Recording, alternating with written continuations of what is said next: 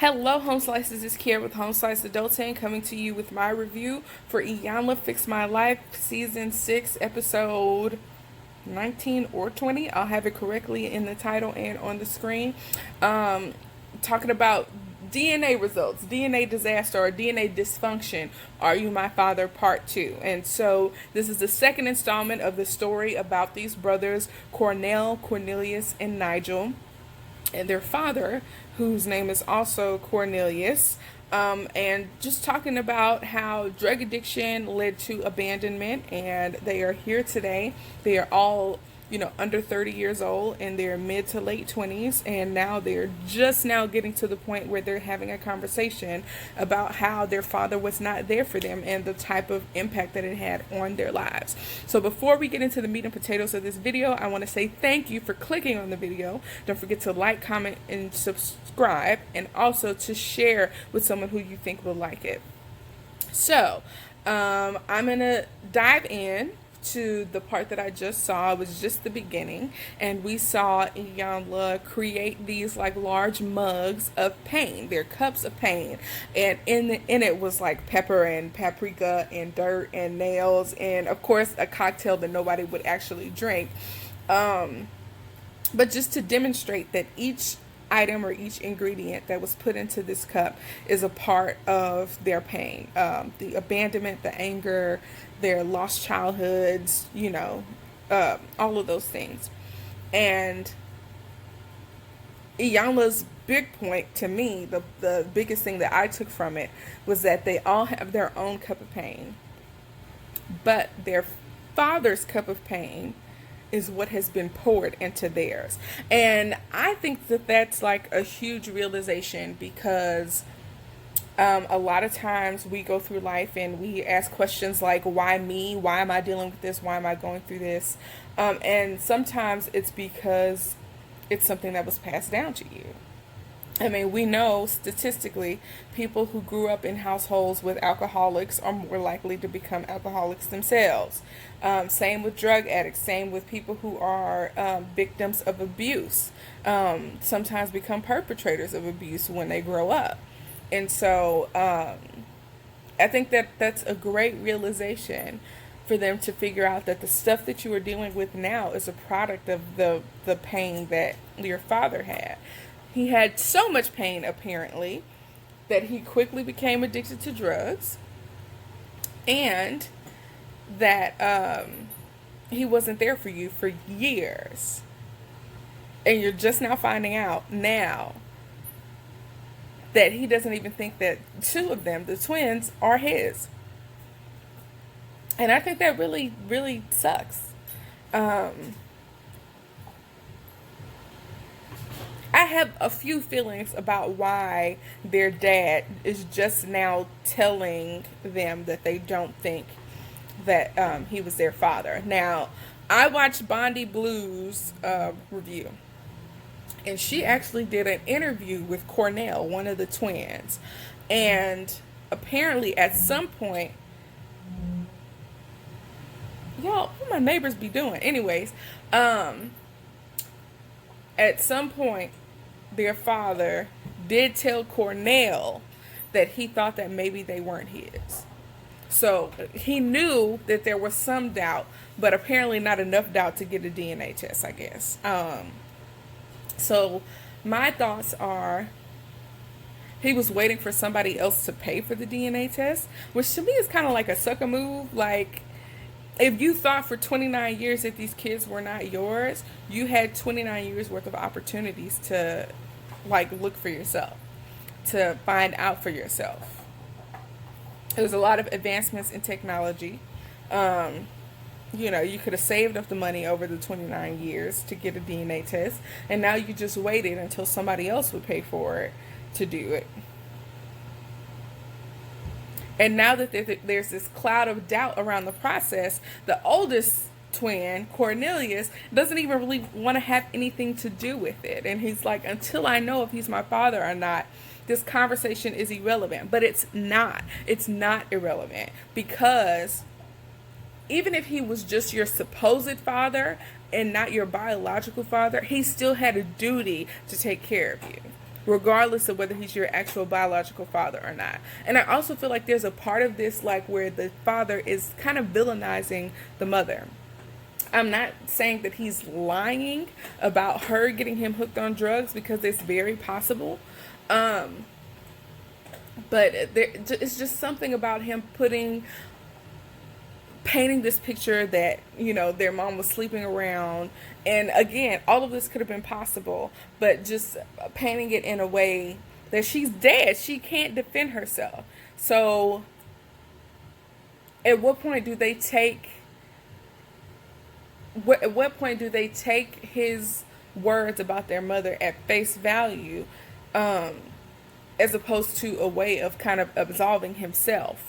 Like, maybe I wasn't there for you for these past, 29 years, but your mom was the person who got me on drugs. Your mom was the one who was sleeping around, like, just deflecting is what it feels like. But Cornelius is just in denial, like Iyanla said. I mean, he wears anger all over him. And for him to like just not even say anything about anger, when that's the biggest thing and the only thing I see when I look at him or when I observe his actions, from the little bit that I just did see now and on the previous episode, anger is the thing that radiates off of him the most. So I'm going to fast forward through these commercials and come back for the next part of the show. Alright, y'all, so now Iyanla is doing the same activity with the cup of pain with Cornelius, the father, as she did with the sons. And she is, of course, adding stuff to his cup, adding water to it, and adding nails and all of those ingredients, getting him to see that he has his own pain and that he's going to have to explain to his children beyond, I was addicted to drugs, and tell them why he was not there for them. Because I was addicted to drugs is not good enough for them. It's almost a cop-out. And I think I said this in my previous review for part 1. You have to talk about the root of your pain. Drugs were just a way for you to cover up, like, treating the symptoms of your pain. There are a lot of, drugs, over-the-counter drugs or prescription drugs that don't really cure a disease. They just help you to deal with the symptoms of those things. And alcoholism and drug abuse is one of those things that helps you to treat the symptoms of your pain, but doesn't help with the pain at all. It actually creates more problems for you. And so for him to be able to tell Iyanla, or get to the point where he says, I was molested as a child. There was a history of incest in my family. These are things that his sons need to know. Iyanla is not a therapist, from my understanding. Iyanla is not a therapist. And she has these unconventional ways of getting people to deal with their issues. She's a life coach, but she's not the person that needs to be told these things. This involves the family history of these boys. This helps to explain why he wasn't there. And he admitted that he was curious about drugs, and he asked to be shot up with heroin, and that led to a history of bad decisions, or however he put it. So it's weird because it feels like when he's in a private conversation, when he's in like his confessionals, he seems to be giving more information than he gives his sons. When he's talking to Iyanla, he's offering up more information than he does to his sons. But when it comes to talking to his sons, like Iyanla said, I don't think he's telling the whole truth. Again, yeah, she gave you drugs, but you asked for them. Yeah, you turned to alcohol, but why? And hearing about his family history, it's, I guess, understandable is the word. And I think hearing that from their father will help them to kind of patch things up. And hearing and acknowledging that, telling them something they don't know. Telling them that I was addicted to drugs, it's like, yeah, we've heard that before.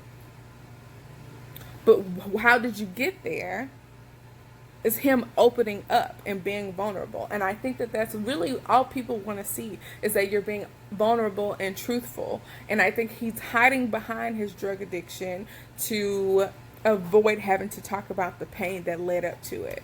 And it's a big part of being in denial. And my hope is that when he has the conversation with his sons, that he is able to tell them about his past. And I'm under the impression that it won't happen. Something about him seems resistant. The fact that he didn't want to carry his cup of pain, and it's like, okay, this is an illustration. Okay, take your cup of pain. You're a part of this process. Just do what Iyanla asked you to do.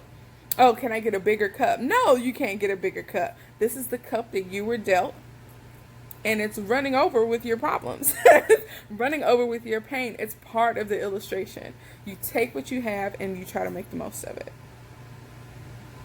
So yeah, I'm not really featuring the father 100%. So let's see how he does when it comes time for him to talk to his sons. All right, y'all. So for the first time, we see Cornelius, the father, talking to Cornelius, the son, Cornell, and Nigel. They're all sitting down together, and it's supposed to be a time for the sons to ask questions of their father regarding why he wasn't there, why he wasn't a part of their childhood, all that type of stuff. So they all have their cup of pains there with them, and unfortunately, Cornelius the son is in a huge amount of denial about how angry he is and how much his cup of pain is running over. He seems to have this huge wall up, trying to figure out if he's not like saying, I want to have the DNA results before we try to figure out where to go in our relationship. And I feel like DNA, again, like I said earlier, DNA results or not, he was supposed to be your father, and he was not there. Denial or no denial, he had an opportunity to get the DNA test, but he also had an obligation to be there for you until he found out what was really going on, if he was your father or not. So he still had a duty to you, and because he wasn't there, he did not fulfill his duty. He did not fulfill his fatherly obligation to you. So whether he was, your biological dad, or whether he was a guy that was just supposed to be there for you, he still didn't come through for you. So you should still have questions for him regardless. He still had a duty to you that he didn't fulfill. And he doesn't seem to really see it that way. And I get it. But I feel like I see so much anger in him, and that he's coming off very angry, and then he just denies that he's upset and says stuff like, oh, I'm happy. I don't understand how anyone would look at him or observe this show and be like, oh, he's happy. I just really don't get it. And it's just from the pain of being abandoned and all the other stuff he's dealing with at the same time, getting a divorce and whatnot. And so at first things kind of started off a little rocky, because, of course, the son Cornelius is in his attitude and his feelings or whatever. So Cornell starts asking the questions, and things get a little petty for a minute. And maybe not petty, it's the questions were more about what's going on now, as opposed to let's talk about your pain and what brought us to this point. It was like Nigel was asking, oh, I saw you call the twins the other day, but you didn't call me. Why not? Oh, because whenever I try to talk to you, you do this and you're defensive, and and I'm a G and I'm in the streets, and I've been in the streets since I was 14 and blah, blah, blah, and I'm a G, and to me, personally, I felt like it was petty, and that Iyanla had to get them back on track. And so what she was saying is the sons are not powerless victims. They have perpetuated a negative relationship with their father by not being open and receptive to having a relationship with them. And I get that. I can see that. that if they opened up their hearts a little more, that maybe they would have an easier time interacting with their father. So they kind of got them back on track.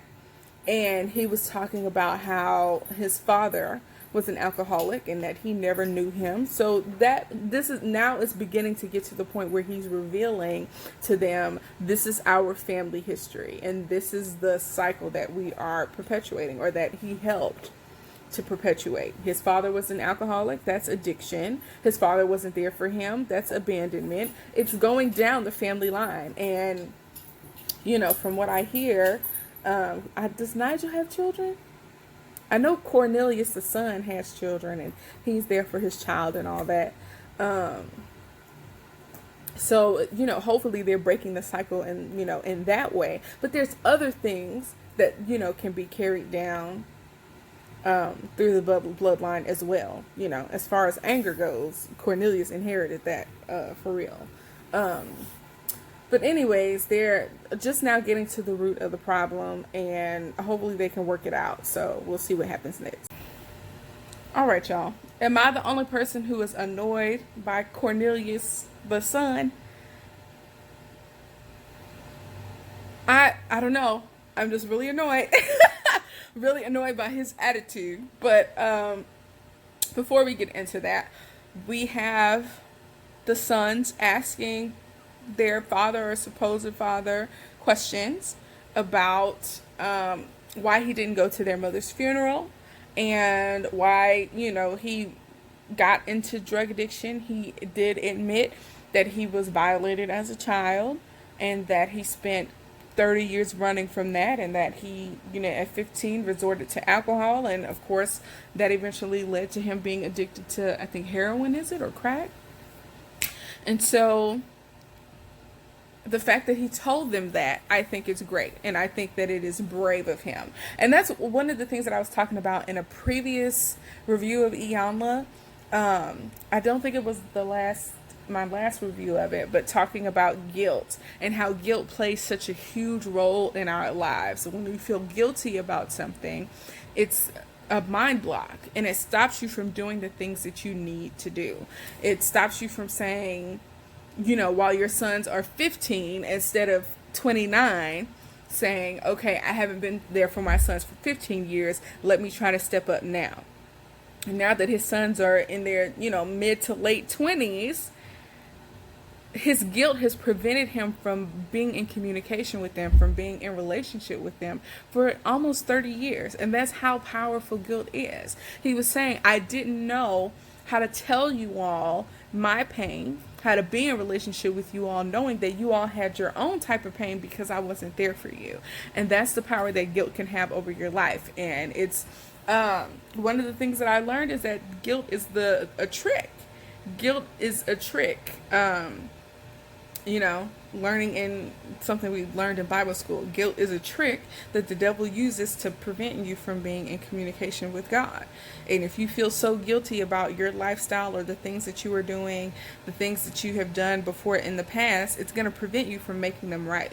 And it's a trick of the enemy. So I understand that he felt guilty, and I think I have a little bit more sympathy for him. Even though I really wasn't feeling him a little earlier in the episode, I wasn't featuring him. And interestingly enough, Iyanla saw that she doesn't know if his sons received that.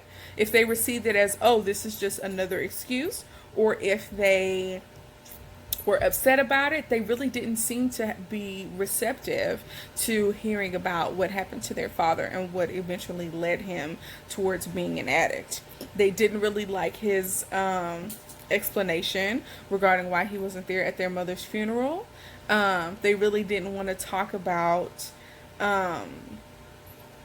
their mother because she's not there to defend herself. And, you know, she said to them, why does she have to be here to defend herself? The way that he knows her isn't the way that you all know her. And to be honest with you all, during the last review that I had for part 1 of this series, I asked if the mother should get brownie points for being there with her children and exposing them to heroin, as opposed to their dad being exposed, being an addict and not being there. And should she get brownie points? And someone in the comments said, yes, she should get brownie points because even though she was on drugs, she was there.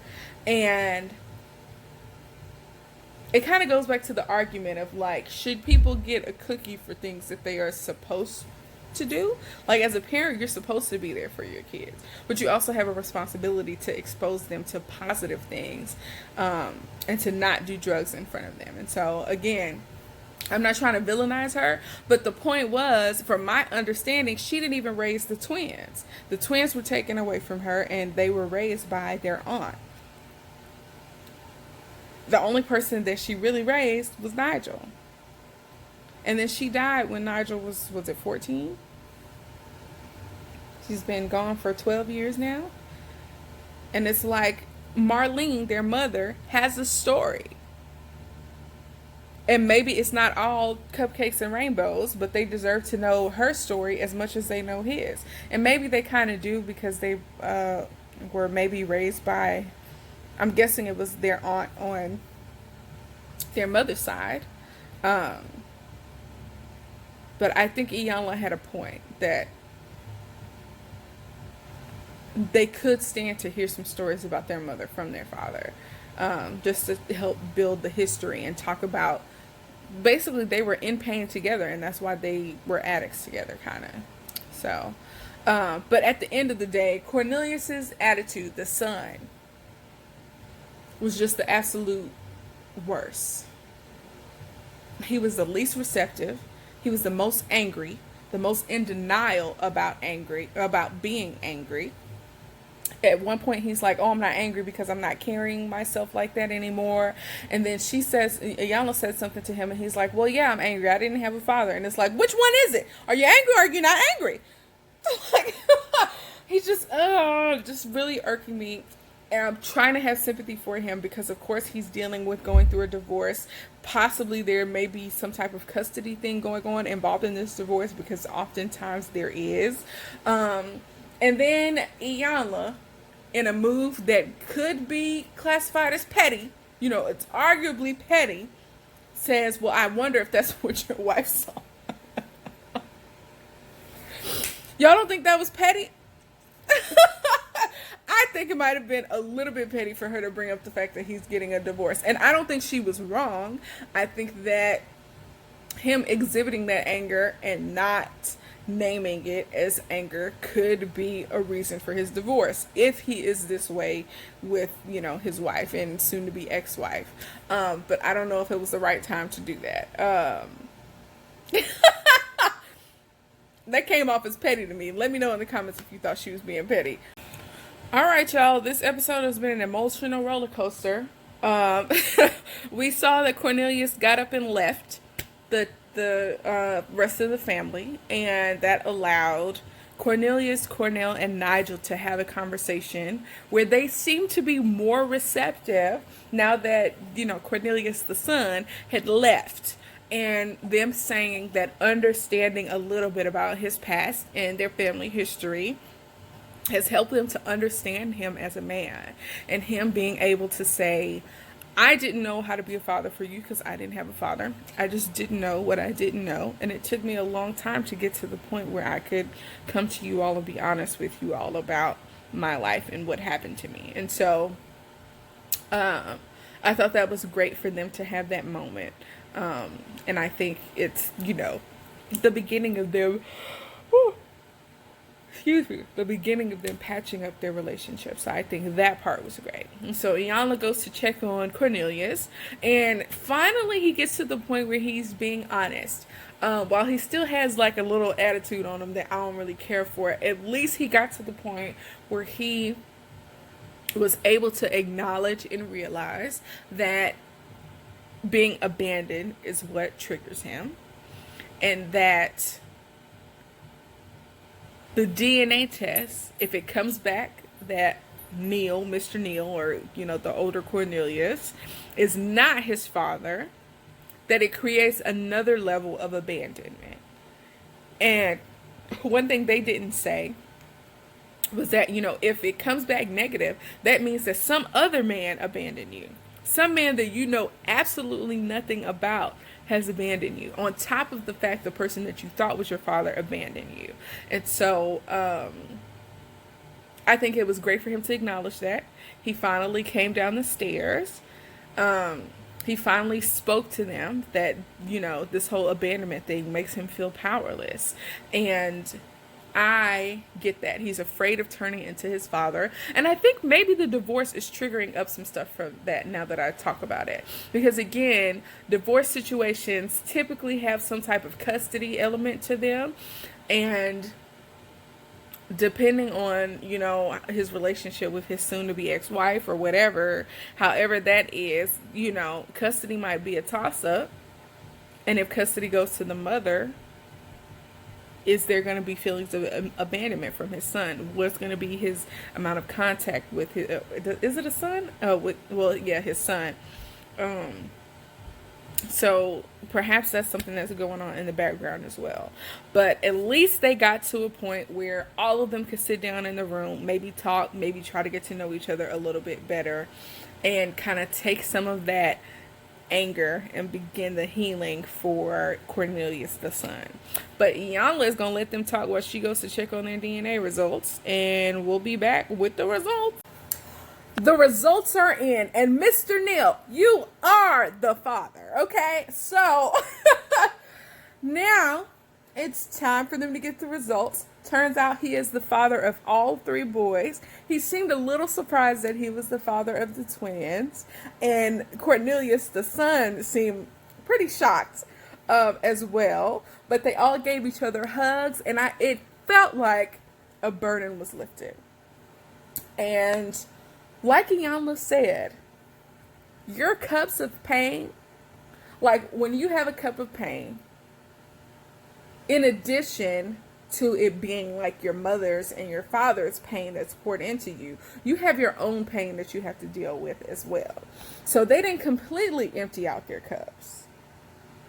They just removed a little piece of it that day. Any doubt that he was their father, that's gone. That's a burden that's off of their shoulders. Now they have an opportunity to heal together, and they have an opportunity to heal individually with more clarity.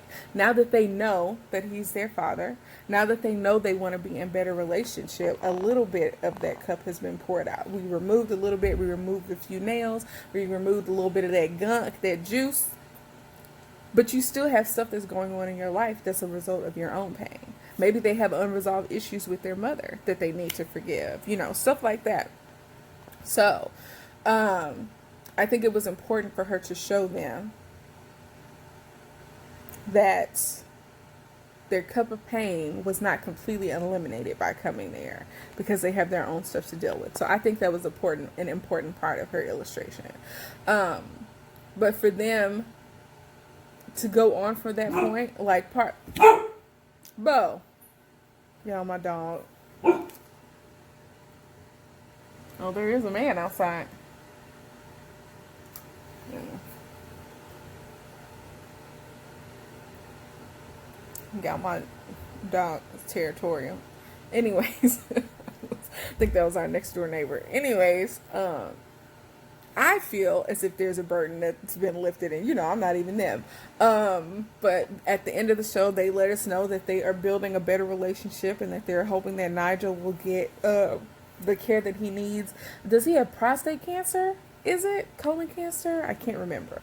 But anyways, the point is that things seem to have gotten better for them, and they kind of got over this hump. And my hope and prayer is that they're building great relationships, that Mr. Neil, the Cornelius, the father, is engaging in, being in communication with his family, in communication with his grandchildren, and that they can move on and move forward and be happy together. And, I'm just really happy for them and really hopeful, even though both the Corneliuses annoyed me in this particular episode. But thank you for watching. Excuse me. Don't forget to like, comment, subscribe, and share it with someone who you think will like this video. Also, don't forget to tell me what you thought about this episode. Were you as annoyed by the Corneliuses as I was? I mean, he is his father's son, I guess. But thanks again for watching. Peace out, home slices.